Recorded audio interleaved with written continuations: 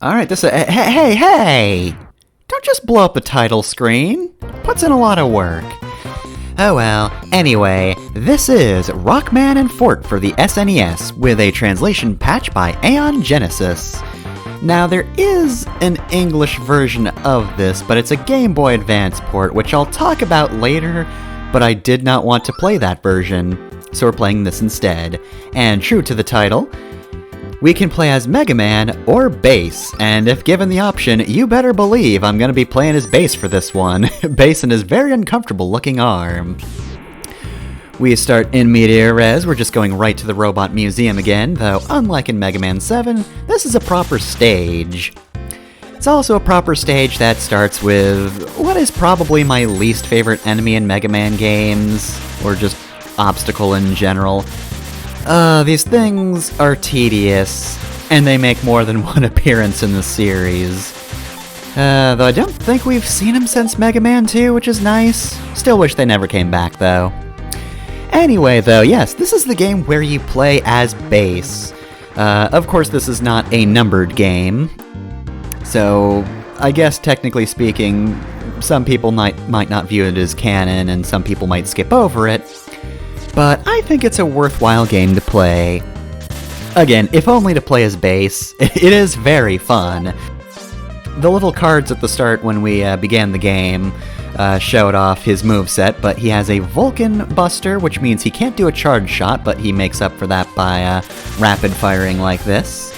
He can dash instead of slide, and he can double jump, which Mega Man doesn't really have an equivalent, so like, he's just strictly better there.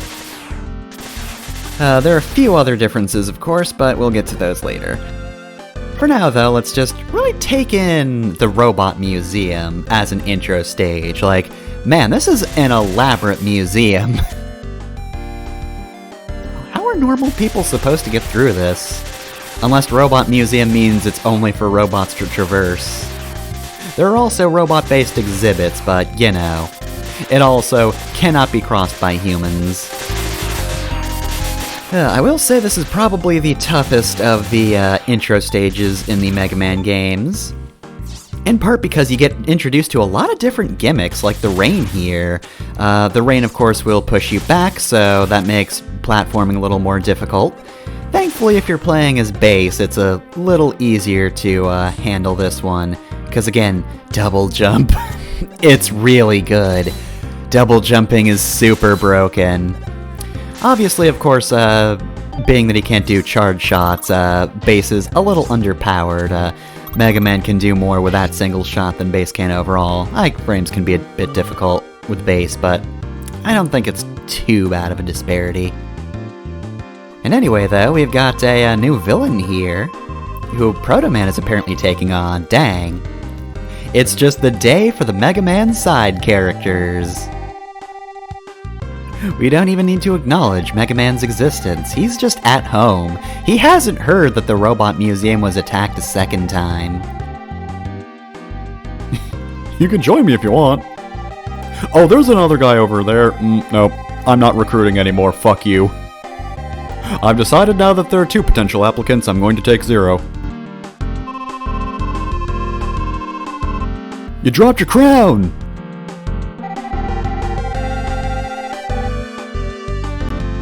Oh man, he's going for the shot. Oh my god! Proto Man defeated! Jesus Christ! He gets torn in half. That's the real reason this game is canon, it's just too violent. And I love this so much. Proto Man gets chopped in half and Bass is just like, that King guy seems pretty strong. Bass Proto Man is dying! This isn't about him! He just leaves!